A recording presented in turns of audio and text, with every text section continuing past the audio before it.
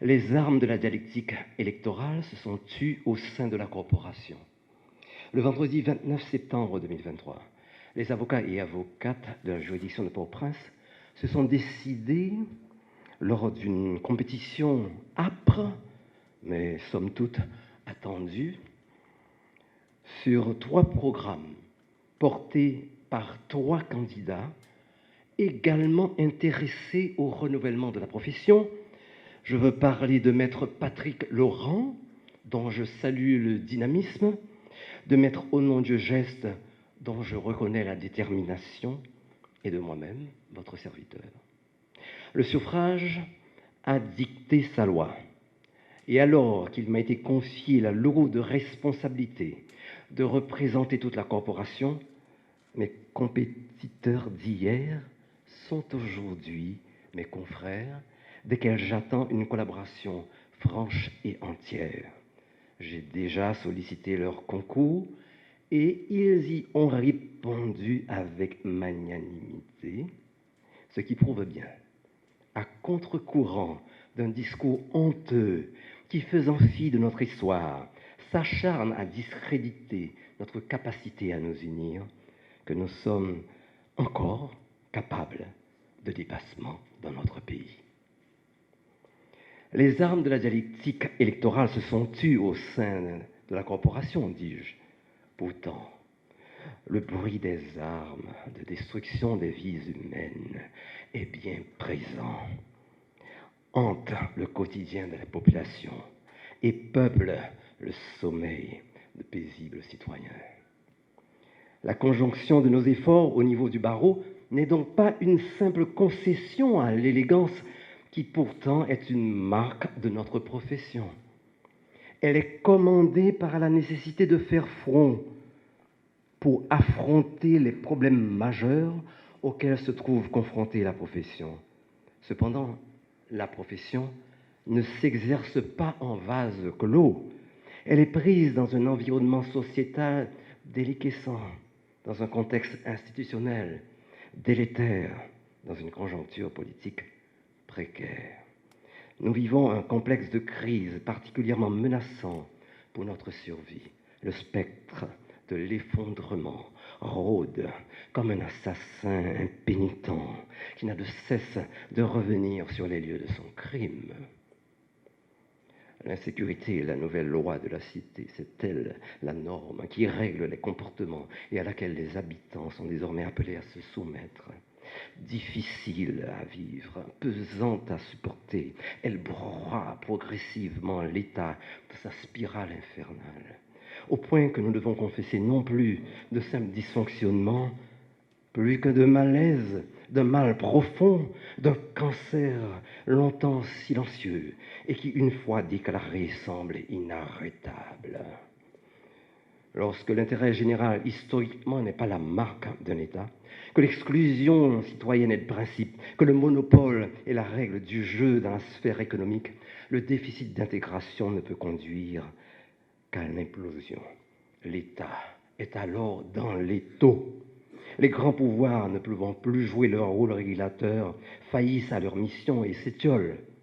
Livrée à elle-même, la population, privée de l'accès régulier à la justice, en vient à perdre les repères et cherche le salut dans le long calvaire de la désespérance via les routes périlleuses de la migration, incapable de répondre aux besoins de la population en termes de services publics minimums, incapable d'assurer un climat de sécurité, incapable de garantir les conditions d'une économie compétitive, incapable d'intégrer la majorité de ses habitants dans une perspective de développement national. L'État haïtien serait-il en situation de défaillance? De ce constat affligeant, je tire mes 3 principes directeurs, car il ne peut s'agir, dans la situation, de renoncer à agir. Observons que les solutions au phénomène de la violence et de l'insécurité ne relèvent pas de la seule intervention militaire et policière, mais que les racines économiques et politiques de ces manifestations doivent être saisies. Considérons que l'économie de la corruption explique pour partie l'état actuel d'inemploi de la loi et retenons que le fonctionnement des institutions juridictionnelles est au cœur du développement du tissu de l'entrepreneuriat. Mais la crise globale n'épargne évidemment pas la justice. De fait, dans ce secteur spécifique, le bilan des 2 dernières années est particulièrement affligeant pour la corporation, certes, mais également pour les justiciables qui en subissent les contre-coups. En premier lieu, la profession a été marquée, elle l'est encore, par une situation d'extrême précarité, notamment en raison du fonctionnement erratique de la justice. Je pense aux grèves à répétition, notamment aux différents dysfonctionnements. Les jeunes avocats sont ceux qui en font le plus les frais, mais aucun membre de la profession n'est véritablement épargné. Notons qu'à date, le palais de justice n'a jamais été délocalisé, et ce, en dépit de multiples démarches des 3 précédents conseils auprès des autorités concernées.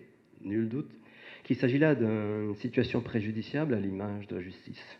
Notons également que le barreau n'a toujours pas de local fixe depuis que le périmètre du bicentenaire a été déclaré zone de non-droit. Dans un autre registre, une relative hostilité semble prévaloir dans les relations entre les avocats exerçant leur rôle de défenseur et les officiers de police judiciaire. Il y a là un lieu de chercher à abaisser cette tension au plus vite, car bien que leurs fonctions soient différentes, elles concourent à l'œuvre de justice. En plus de ces problèmes qui compromettent ou rendent malaisé l'exercice de la profession, des difficultés internes viennent en parasiter le cours régulier.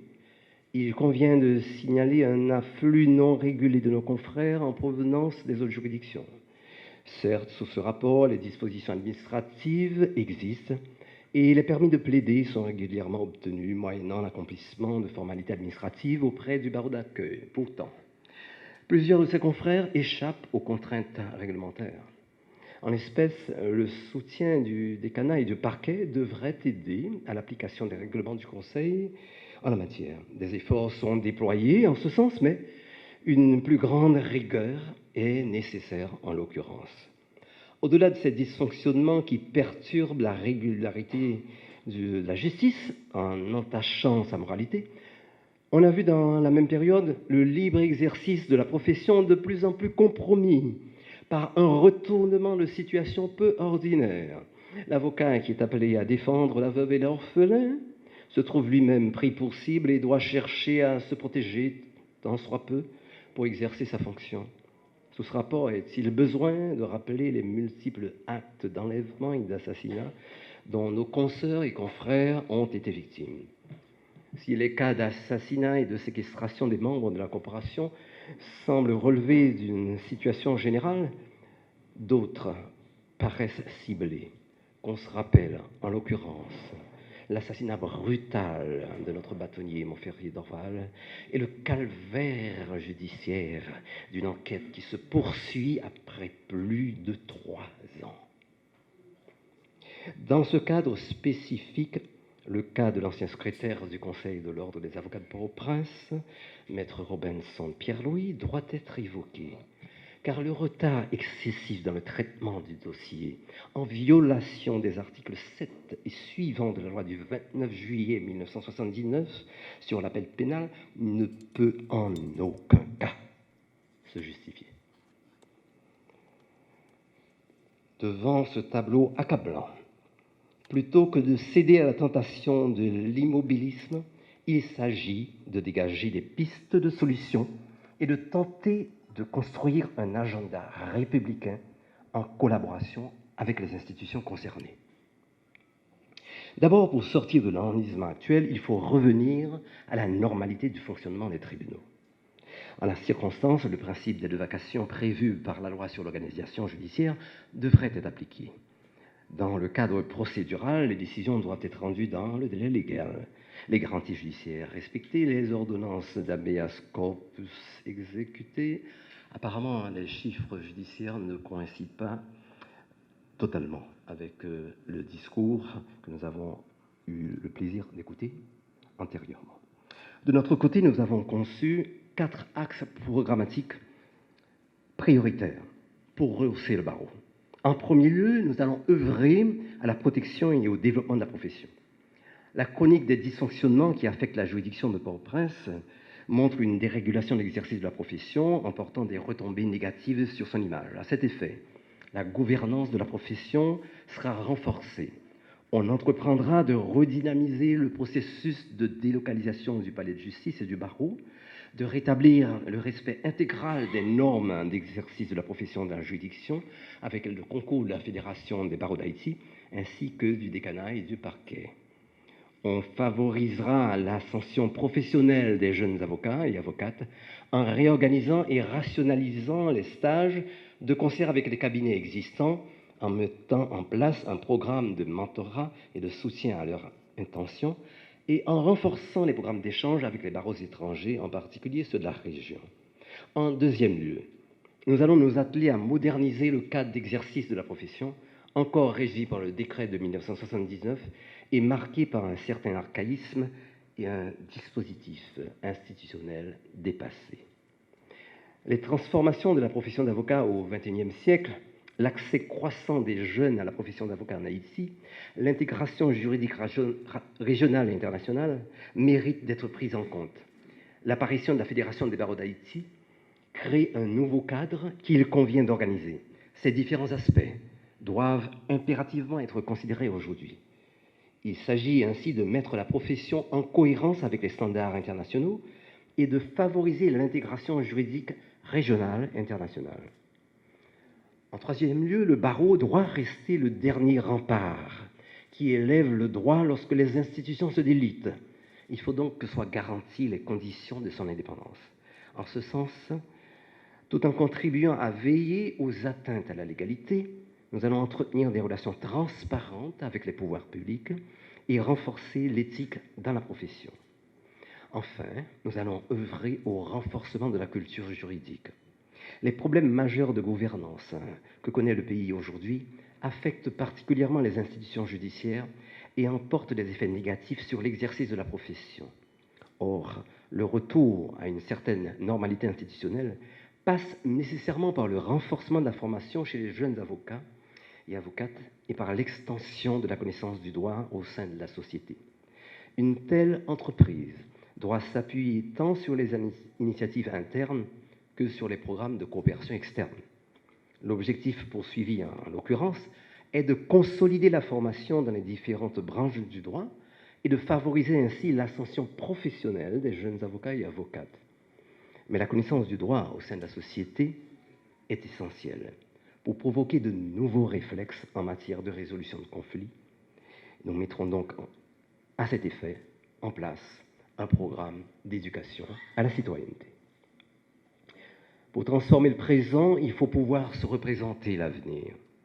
Me fondant sur cette perspective, je convie les autorités étatiques, encore dépositaires des fonctions essentielles, les acteurs sociaux, au fondement de notre légitimité politique, à s'inscrire avec nous dans la défense du droit, car la lutte pour l'égale application de la loi est l'affaire de tous.